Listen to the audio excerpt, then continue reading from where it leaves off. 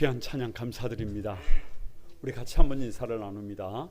주님의 은혜가 여러분에게, 앞뒤 전후좌우로 주님의 은혜가 여러분 위에 가득하기를 바랍니다.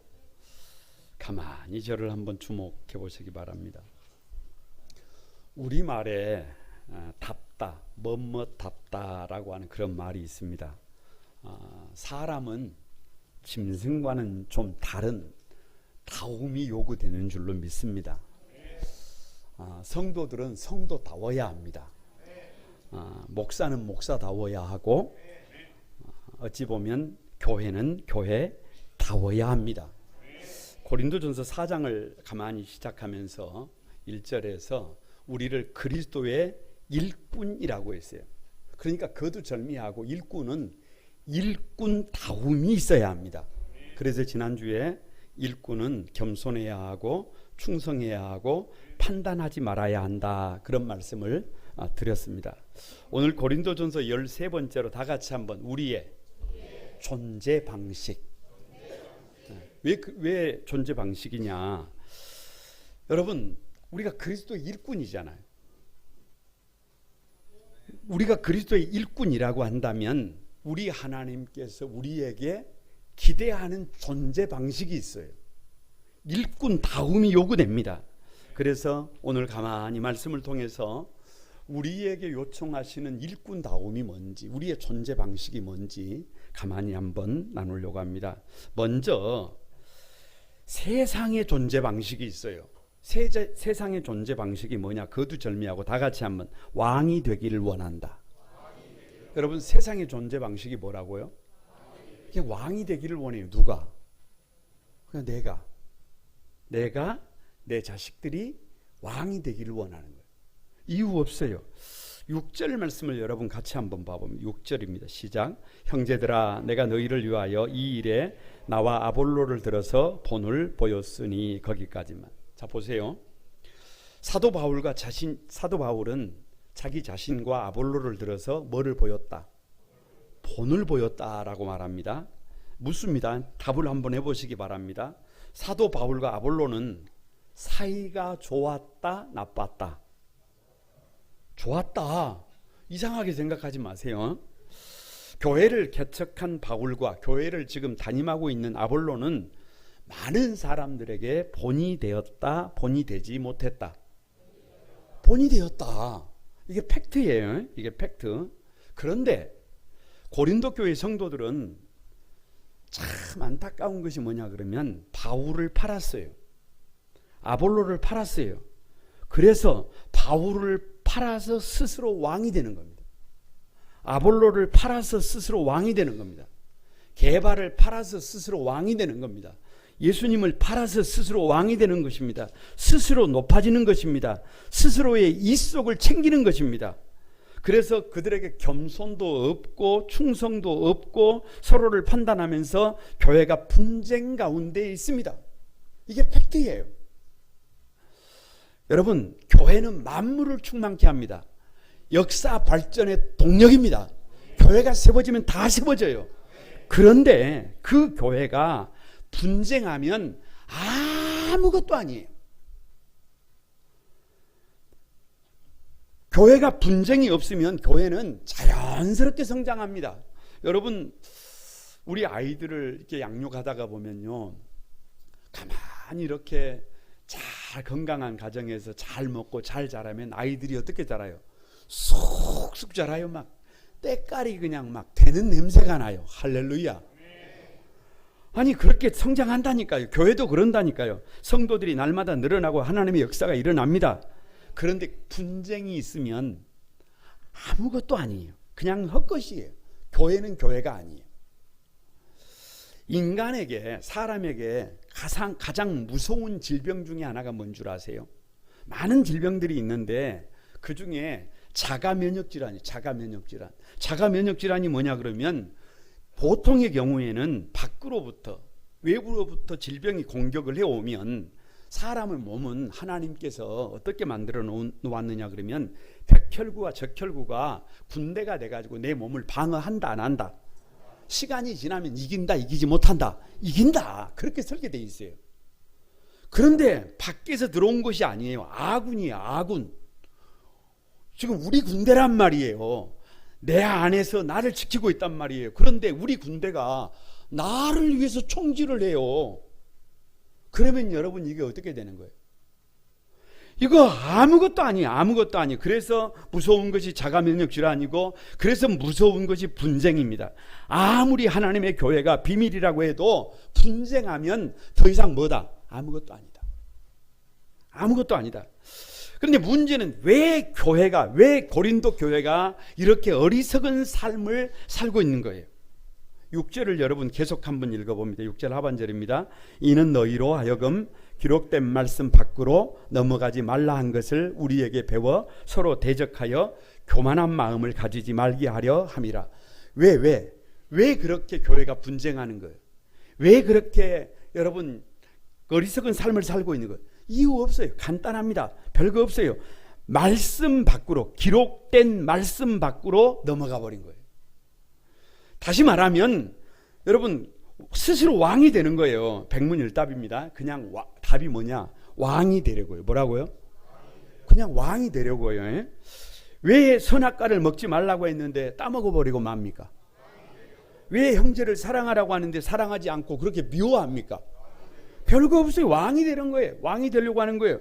왜 우상을 숭배하지 말라고 그렇게 하는데 우상을 만들고 우상에 집착하고 우상을 숭배합니까? 왕이 되려고. 별거 없어요. 그걸 교만이라고 해요.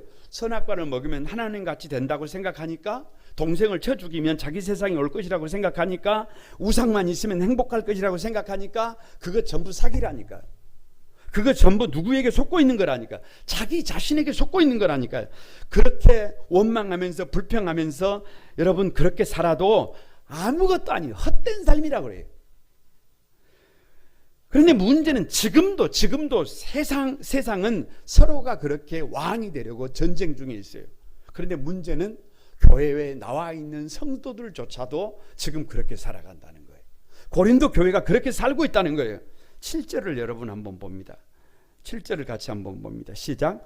누가 너를 남달리 구별하였느냐? 내게 있는 것 중에 받지 아니하는 것이 무엇이냐? 내가 받은즉 어찌 받지 아니한 것 같이 자랑하느냐? 세 가지 질문을 하고 있잖아. 이 세 가지 질문을 통해서 왕이 되려고 하는 삶이 얼마나 어리석은 삶인지 묻는 거예요. 묻는 거예요. 첫 번째가 뭐라고 묻느냐? 누가 너를 남달리 구별하였느냐? 다시 말하면 이스라엘 백성들을 누가 그렇게 거룩한 민족으로 구별했느냐? 고린도 교회 성도들을, 그 문제 많은 고린도잖아요. 고린도에 있는 사람들을 하나님의 백성으로 누가 구별했느냐? 저와 여러분을 누가 구별했느냐? 하나님이시잖아요. 내가 구별했어요? 애굽에서 종살이하는 핫비르를 자기들이 구별했어요? 그 핫비르를 불러서 히브리로 거룩한 백성으로 하나님의 선민으로 구별하신 분이 우리 하나님이신 것을 믿습니다. 세상에 나 같은 것을 지명하여 부르셨어요. 그 많은 핫비르 중에서, 그 많은 사람 중에서 왜 하필이면, 아니 왜 나예요? 왜 나예요? 아무리 생각하고 또 생각해도 여러분, 나를 그 기고만장한 왕이 돼가지고 다른 사람을 판단하고 다른 사람을 심판하는 그런 삶을 살라고 나를 그렇게 부른 것이 아닌 것을 믿습니다. 내가 뭐가 아니라는 거예요. 왕이 아니라는 거예요. 두 번째 질문이 내게 있는 것 중에 받지 아니한 것이 뭐냐고 물어요. 다시 말하면 여러분이 지금 갖고 있는 것이 누구에게 받은 거냐? 그럼 누구에게 받은 거냐? 여러분이 만든 것이냐? 아니라는 거예요. 그거 누가 주신 거예요? 하나님이 주신 거예요. 여러분, 우리 사지백체를 가만히 보면 우리 뼈 마디마디가 365마디예요.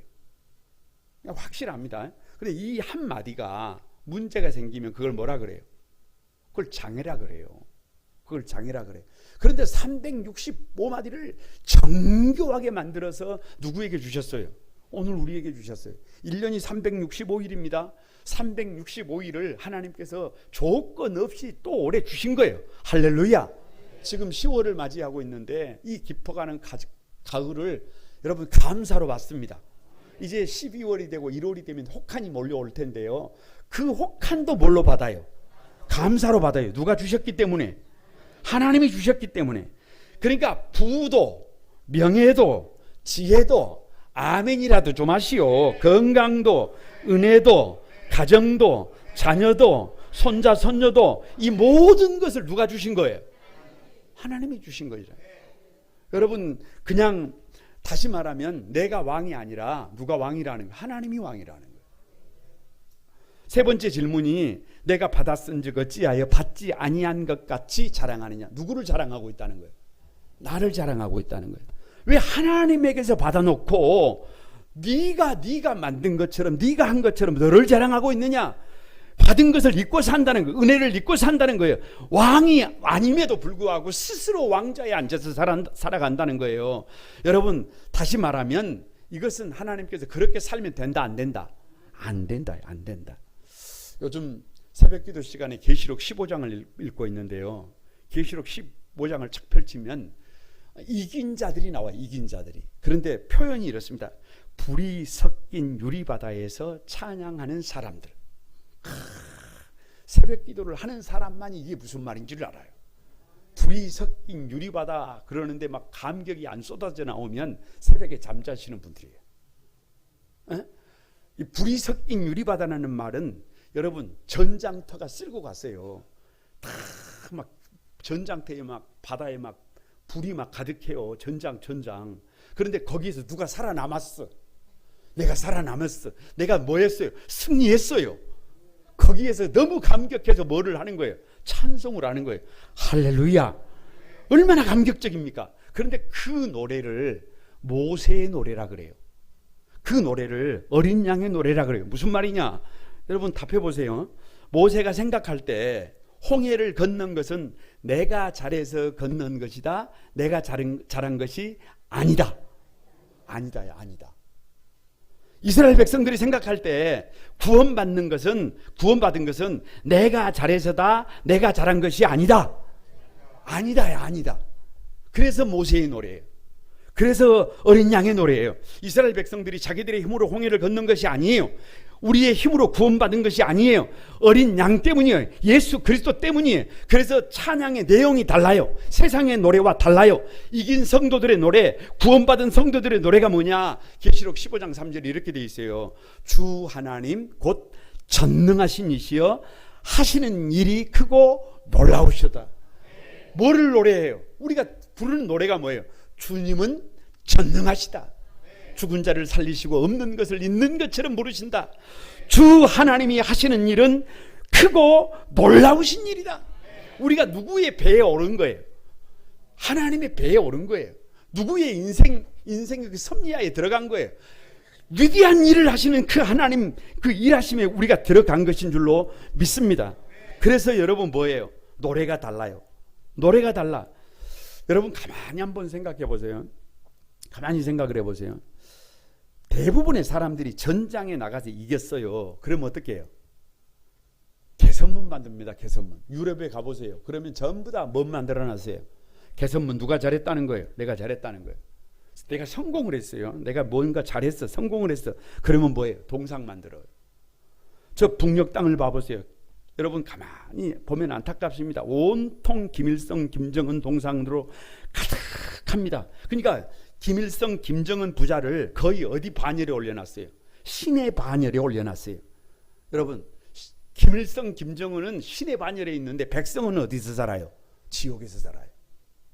아니 별거 없어요. 별거 없어요. 스올에서 살아요. 하데스에서 살아요. 게헨나에서 살아요. 무슨 말이냐 그러면 지옥이라는 말이에요. 미래가 없는, 여러분 채워도 채워지지 않는 밑버지 구멍 같은 곳에 살고 있는 거예요. 다시 말하면 스스로 왕이 되려고 하면, 스스로 왕자에 앉으려고 하면 거기가 지옥이에요. 거기가 지옥, 거기가 게헨나예요. 그런데 고린도 교회가 그러고 있다니까요. 아니 세상 사람들이 그렇게 살고 있으면 이해를 할 수 있는데 교회가 그렇게 살고 있다. 교회가, 성도들이 그렇게 살고 있는 거예요. 다 받아놓고서는 다 구별해 주셨는데 하나님을 자랑하는 것이 아니라 자기만 자랑하고 있어요. 너희가 세상과 똑같다는 것이에요. 이것을 안타까워하시는 하나님의 절규임을 믿습니다. 여러분 8절 한번 보세요. 8절 다 같이 읽어봅니다. 시작. 너희가 이미 배부르며 이미 풍성하며 우리 없이도 왕이 되었도다. 우리가 너희와 함께 왕노릇하기 위하여 참으로 너희가 왕이 되기를 원하노라. 여러분, 이 말은 조롱이에요. 이 말은 그냥 조롱이에요. 고린도 교회 성도들의 존재 방식이 잘못됐다는 거예요. 성도들의 존재 방식이 강한 성도예요. 강한 성도. 여러분 한번 가만히 들어보세요. 고린도 교회 성도들은 이렇게 생각을 했어요. 힘이 있어야 한다. 강해야 한다. 실력이 있어야 한다. 지혜로워야 한다. 부유해야 한다. 풍성해야 한다. 그래서 세상 사람들보다 성도들은 존귀하고 지혜롭고 더 강한 자여야 한다. 그래서 왕 같은 사람이 되어야 한다. 그래서 문제가 있을 때, 어려움이 있을 때 그 문제를 해결하고 폼나는 사람들이 성도들의 존재 방식이다. 하물며 사도들은 어떤 존재냐? 사도들은 그런 성도들보다 더 위대해야 해요. 더 강해야 해요. 한번 안수하면 기적 같은 역사가 일어나고, 그래서 더 지혜롭고 더 능력 있고 왕 같은 사람들이 되어야 해요. 한마디로 누가 사도다운 사도냐라고 할 때 실력이 있어도 그냥 있는 것이 아니라, 능력이 있어도 그냥 있는 것이 아니라 보통 사람들과 다른 사람이 될 때 그 사람을 사도라고 생각했어요. 곤란합니다. 그래서 여기서 강한 성도가 여러분 진짜 답인지 한번 생각해 봐야 해요.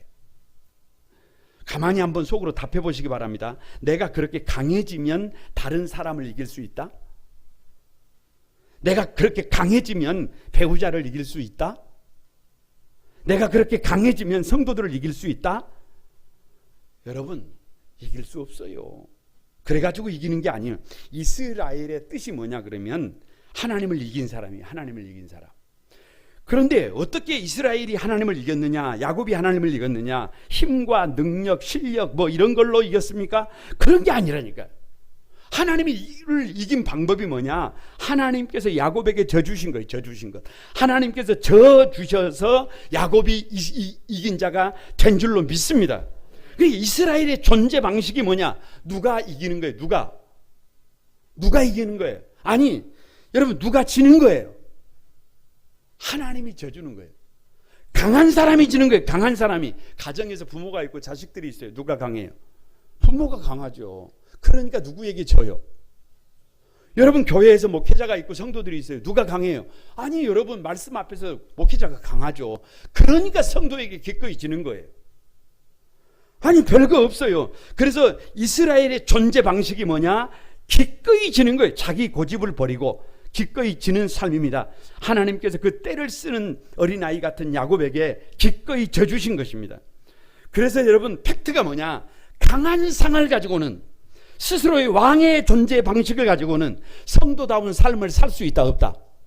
여러분, 고개라도 흔들어봐요. 고개라도. 없어요. 없어. 가정에서 가정을 좀 세워보려고 합니까? 그러면 여러분이 왕이 되면 죄송합니다. 그 가정 지옥됩니다. 여러분이 직장에 가서 좀 사람다운 삶을 살아보려고 하면, 여러분이 거기서 왕이 되려고 하면 여러분 문제가 돼요. 교회에 나와서요, 저와 여러분이 왕이 되려고 하면 그 교회 이상한 교회 돼요. 이상한 교회 되면, 그리스도인의 존재 방식은 그런 존재 방식이 아니에요. 그런데도 불구하고 고린도 교회의 존재 방식이 뭐냐? 스스로 왕이 되는 거예요. 스스로 보좌에 앉아 다른 사람들을 다스리려는 것입니다. 다른 사람들을 자기 마음대로 조종하려는 것입니다. 혹여 이것이 저와 여러분의 모습입니까? 혹여 이것이 지금 저희들의 모습입니까? 스스로 왕이 되려는 인간의 역사는 시간이 지나면 반드시 붕괴합니다.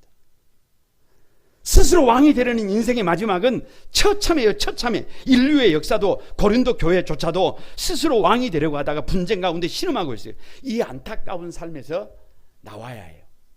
여러분, 출애굽해야 해요. 예수님을 몰랐을 때는 그렇게 살아도 돼요. 그런데 예수 그리스도를 알고 난 뒤로 이제부터는 저와 여러분의 삶이 달라야 될 것을 믿습니다. 여러분의 가정에서 더 이상 왕이 되려고 하지 마세요. 여러분의 일터에서 더 이상 왕이 되려고 하지 마세요. 주님의 몸된 교회에서 더 이상 왕이 되려고 하지 마세요. 여러분, 우리가 혹 대통령이 될 수가 있어요. 그런 직위를 받을 수 있어요. 대통령의 자리에 앉았다고 할지라도 여러분, 자리가 왕이지. 우리는 어떤 자세에 의해요? 그런 자세로 달려가면 안 됩니다. 더 낮아지고 더 낮아져서 겸손히 섬기는 삶을 살아야 할 것을 믿습니다. 앞뒤 전후 좌우로 우리 인사 한번 합니다. 한번 선포합니다. 스스로 왕이 되려는 어리석은 삶에서 나와라. 왜 안 나오냐? 나오시기 바랍니다. 그러면 이제는 우리 성도들의 존재 방식이 뭘까요? 그리스도 일꾼의 존재 방식이 뭘까요? 하나님이 원하시는 존재 방식이 도대체 뭐예요? 다 같이 한번. 만물의 찌꺼기가 되기를 원함. 참 이게 안타깝습니다. 이런 설교를 해야 된다는 것이 참 안타까워요. 뭐가 되기를 원한다고요? 만물의 찌꺼기가 되기를 원하는 거예요. 9절을 한번 봅니다. 9절 시작. 내가 생각하건대 하나님이 사도인 우리를 죽이기로 작정된 자같이 끄트머리에 두셨으며, 거기까지만 봅니다. 여기 끄트머리라는 말은 먼지라는 말이 먼지. 여기 끄트머리라는 말은 아무것도 아니라는 말이에요. 그냥 nothing이라는 말이에요. 그러니까 이런 거예요. 재산을 우리나라에서 재산 순위를 먹였는데 1등이 있어요. 뭐 삼성이나 되겠죠. 1등부터 쭉 매겼는데 누가 꼴찌예요? 이 사람이 끄트머리예요. 살고 있는 환경이 있어요. 살고 있는 환경이 있는데 환경의 순위를 먹였는데 1등부터 쭉 매겼는데 어디에 있더라는 거예요? 끄트머리에 있더라는 거예요. 그만큼 사는 것도, 그만큼 환경도, 그만큼 존재 자체가 별 볼 일 없는 존재라는 거예요. 아무것도 아니라는 거예요. 사도 바울의 고민이 이거예요. 사도 바울의 질문이 이거예요. 왜 사도들을 이렇게 죽이기로 작정된 자같이 만물의 끄트머리에 두셨느냐? 여러분 한번 여러분에게 묻습니다. 복음을 전하는 사도들을 죽이기로 작정된 자같이 끄트머리에 두면 된다, 안 된다? 안 되잖아요. 안 돼. 우리 성도들을, 저와 여러분을 죽이기로 작정된 자같이 만물의 끄트머리에 두면 된다, 안 된다? 이거 안 되잖아요. 이거 안 돼. 이거 우리 생각이 안 돼요. 그런데 여러분 한번 생각해 보세요. 사도 바울이 에베소서에서 고린도 전서를 기록한 것이 AD 55년에서 57년경입니다. 그러니까 이때가 언제냐 그러면 첫 번째 순교자가 AD 44년경에 야고보가 헤로드에게 목이 떨어져요. 여러분, 에미가 주님 앞에 나와서 하나는 주의 우편에 하나는 좌편에, 그 우편의 큰 아들이 야고보예요. 그런데 그 야고보의 목이 떨어져 버렸어요. 이 일을 해보기도 전에. 두 번째 순교자가 AD 54년경에 빌립입니다. 나무 기둥에 매달려서 처참하게 순교를 당합니다. 여러분, 제자라고 했죠. 제자. 12제자잖아요. 그런데 한 명씩 죽었다는 소식이 전해져 옵니다. 야고보가 죽고, 빌립이 죽고, 도마가 죽고, 타데우가 죽고, 한 사람씩 한 제자 죽었다는 소식이 들려옵니다. 여러분, 사도 바울은 무슨 생각이 들까요? 아니, 왜 하나님은 사도인 우리를 죽임을 당하기로 작정된 사람들처럼 한 사람씩 저렇게 죽임을 당하게 만드는 거예요? 왜 저렇게 만물의 끄트머리에 두신 거예요? 왜요? 왜 그렇게 하시는데요? 왜 그렇게 맨 끝에 두시는데요? 아무리 생각해도 이것은 여러분, 이러면 돼요, 안 돼요? 이러면 안 돼요. 그래서 9절 하반절에 이렇게 돼 있어요. 우리는 세계 곧 천사와 사람에게 구경거리가 되었노라. 여러분, 여기 세계와 천사라고 하는 말, 세계와 천사 그리고 사람이라는 말은 그냥 전우주적이라는 말이에요. 전우주적인 말. 그러니까 예를 들면 구경거리가 되는데 어디 화양면 세포 같은 데서 구경거리가 됐다 그러면 괜찮아요. 뭐 여수같이 이렇게 작은 도시에서 구경거리가 됐다 그러면 그나마 괜찮아. 다른 도시에서 살면 되니까. 그런데 여러분, 우리나라 9시 뉴스에 떴어요. 아니, 그 정도가 아니라 저 뉴욕 타임즈나 워싱턴 포스트지 같은 데서 아주 그냥 난리 부르스를 쳤어요. 온 세상 그 어디에서 고개를 들 수가 없네요. 아니, 어디에까지? 천사 저 하늘까지 소문이 났어요. 구경거리가 됐어요. 어떻게 살아요? 백문일답입니다. 정답은 일꾼의 사명이 뭐라고요? 일꾼의 사명이에요. 결의를 다지는 겁니다. 묻습니다. 왜 이렇게 사도들을 죽이기로 작정된 자같이 맨 끄트머리에 두셨어요? 일꾼의 사명이 일꾼의 사명. 왜 이렇게 사도들을 온 우주의 구경거리가 되게 하셨어요? 일꾼의 사명이라니까요.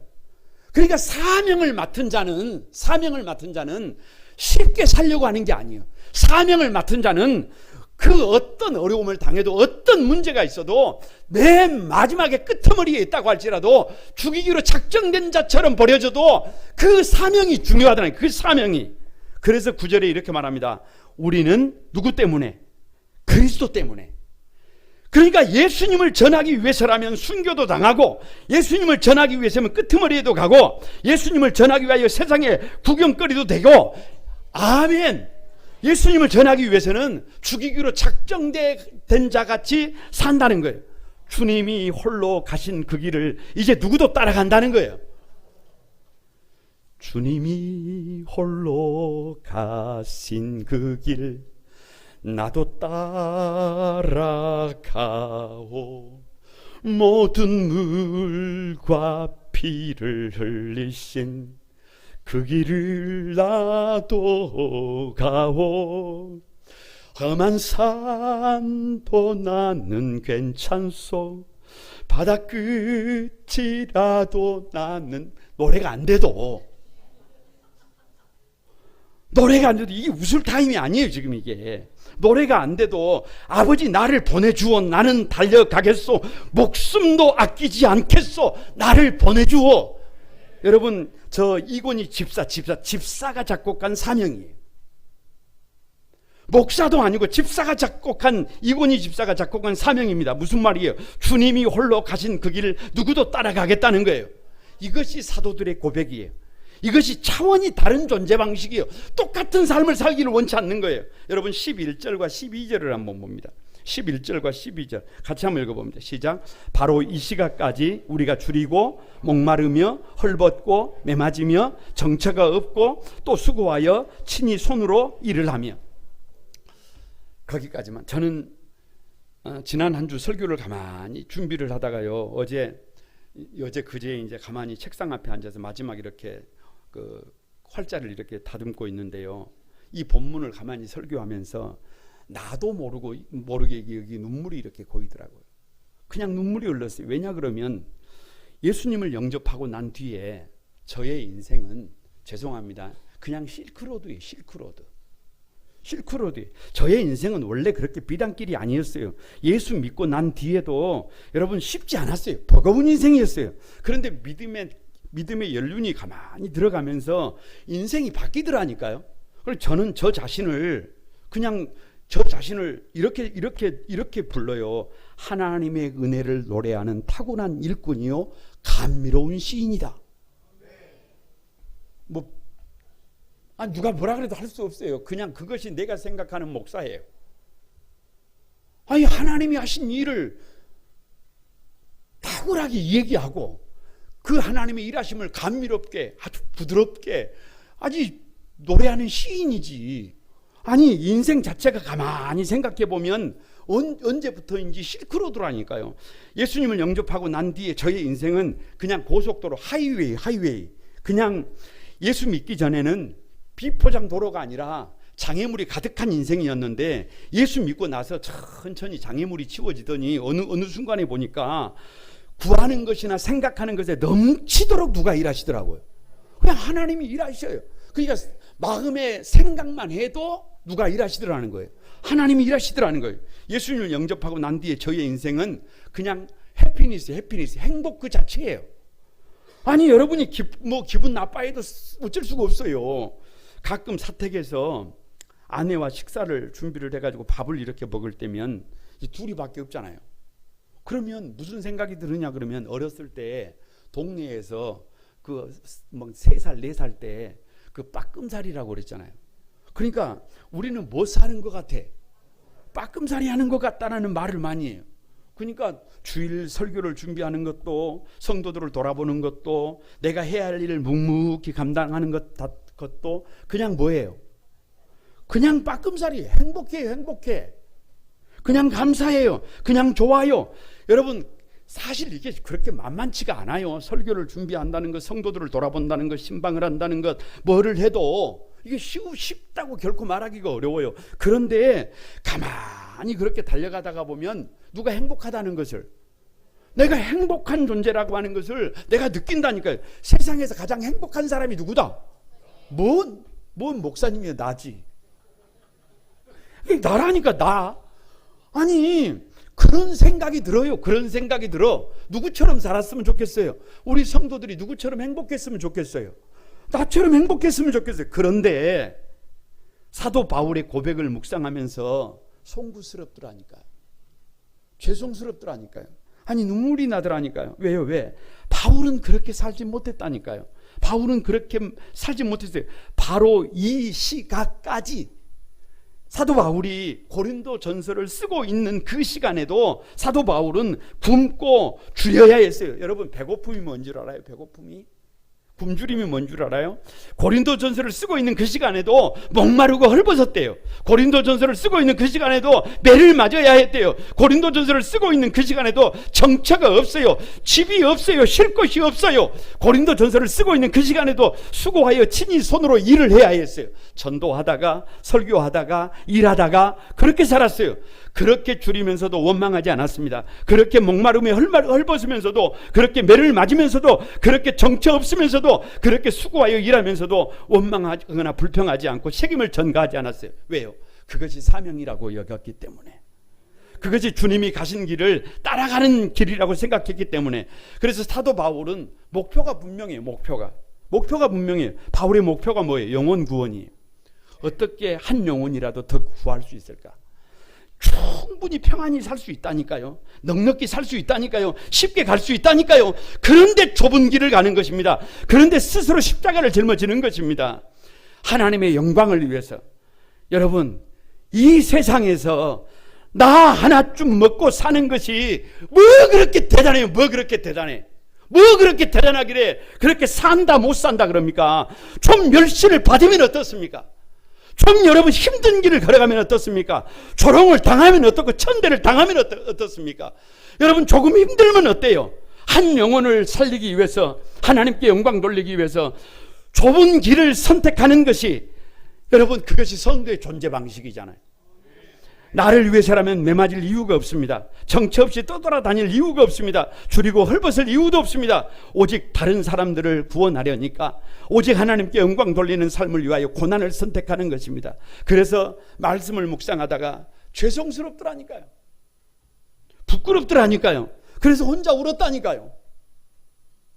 여러분 12절에서 13절을 한번 봅니다. 같이 한번 읽어봅니다.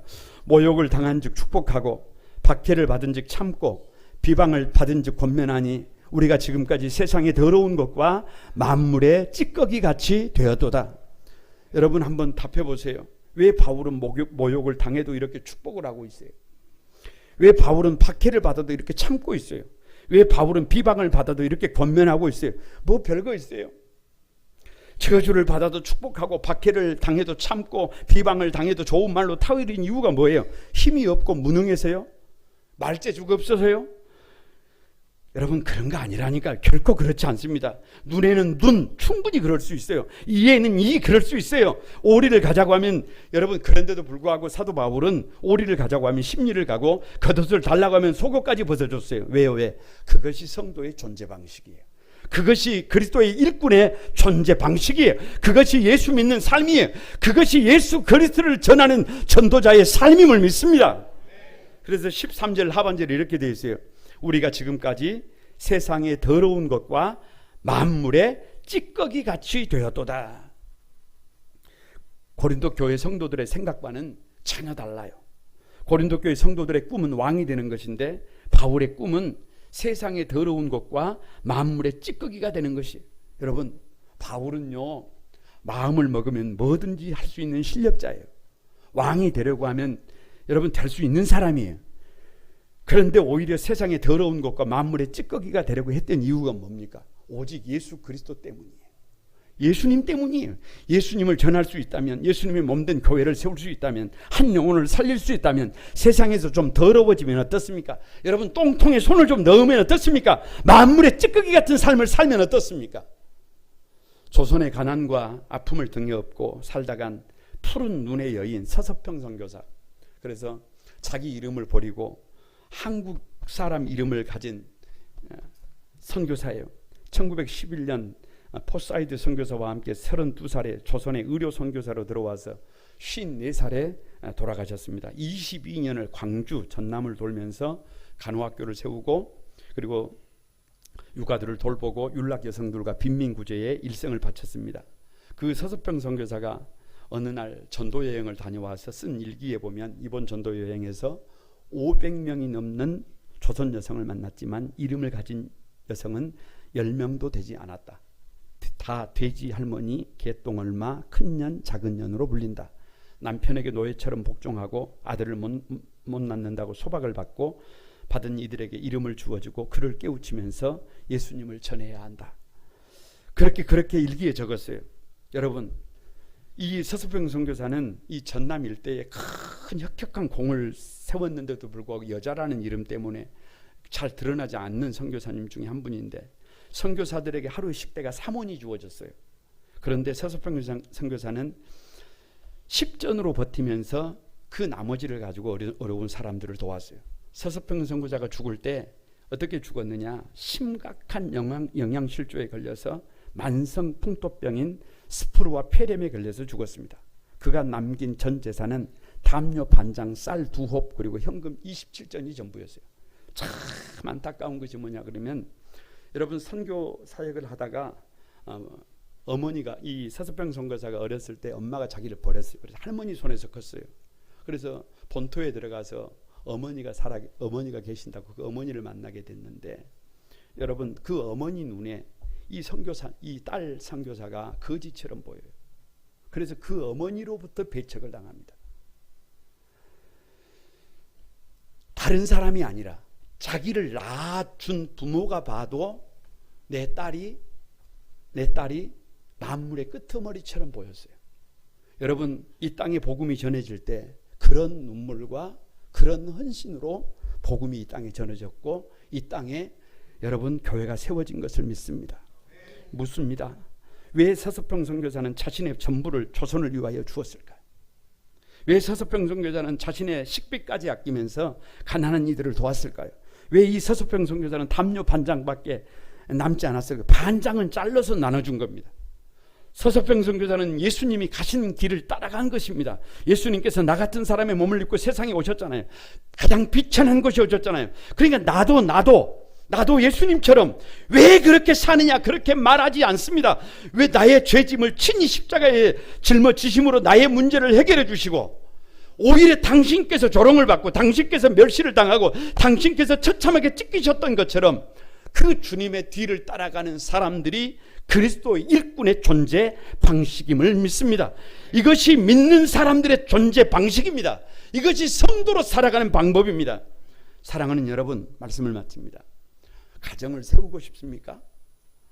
교회를 교회답게 세우고 싶습니까? 아니, 이 민족과 역사를 세워보고 싶습니까? 달리 방법이 없어요. 저와 여러분이 스스로 왕좌에 앉아서 내가 원하는 삶을 살려고 하면 영원히 살아도 믿음의 모습을 가지고 달려간다고 하더라도 답이 없습니다. 그러나 저와 여러분이 만물의 찌꺼기가 되기를 결단하면 그 뒤에 누가 일하십니다? 하나님이 일하십니다. 가정은 세워지고 교회는 세워지고 이 시대와 역사는 찬란하게 빛나게 될 것을 믿습니다. 그 믿음의 주인공들이 여러분이 되시기를 주님의 이름으로 축복합니다. 우리 찬양하겠습니다.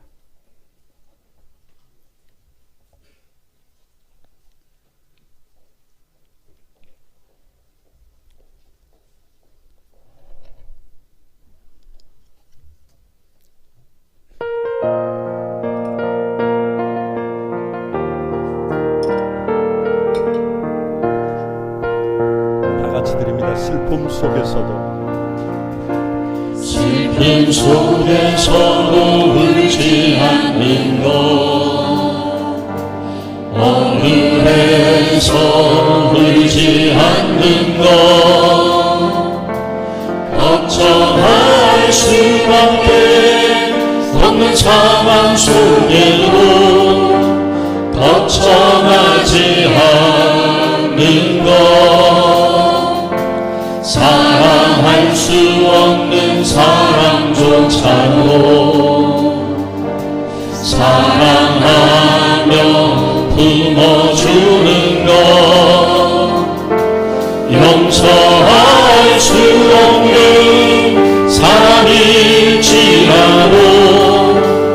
용서하여 주는 것 참을 수 없어 참을 수 없어도 화내지 않고 끝까지 인내하는 것 감사할 수 없는 그런 조건에서도 감사하며 사는 것 칭찬이나 비난 가운데서도 침묵하며 살아가는 것 말씀 순종하니 어려울지라도 믿음으로 순종하는 것 어떠한 자기 주장도 버리고 오직 모든 것을 주님 뜻에 맡기며 내가 강한 것이 아니라 주가 강함을 보여주는 진정한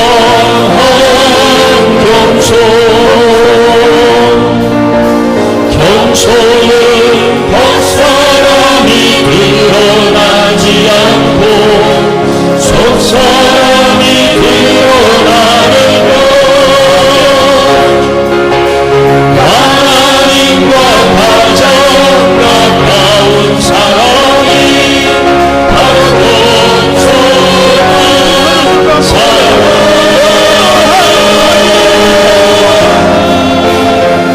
어떠한 자기 주장도 버리고 오직 모든 것을 주님 뜻에 맡기며 내가 강한 것이 아니라 주가 강함을 보여주니 진정한 겸손 여러분 우리 같이 한번 기도하십시다. 여러분의 존재 방식은 뭡니까? 도대체 지금 어떤 모습으로 살고 있습니까? 세상 사람들처럼 저 멸시를 당하고 있는 고린도 교회처럼 스스로 왕이 되기를 원하십니까? 그래서 말씀 밖으로 넘어가서 내 생각대로 내 방법대로 내 고집대로 살고 계십니까? 그건 성도의 존재 방식이 아닙니다. 그 삶에서 나와야 합니다. 회개해야 합니다. 돌이켜야 합니다. 늦으면 후회합니다. 그러나 그 길이 어렵더라도 주님처럼 수많은 성도들과 저 서석평 선교사처럼 12제자처럼 만물의 찌꺼기로 살아갈 것을 결단하고 각오하신다고 한다면 예수 그리스도를 위해서 죽이기로 작정된 자 같이 끄트머리에 살 각오를 했다고 한다면 여러분을 통해서 주님은 일하실 것을 믿습니다. 우리 거룩한 구만소망교회 모든 성도들이 만물의 찌끼처럼 살지라도 주님을 위하여 살겠습니다. 그래서 가정을 세우고 교회를 세우고 이 시대와 역사를 세우겠습니다. 이 고백이 오늘 저와 여러분의 고백이 되기를 바랍니다. 우리 주신 말씀 부여잡고 다 같이 한번 주여 삼창하고 하나님 앞에 결단하며 기도하겠습니다. 주여 주여 주여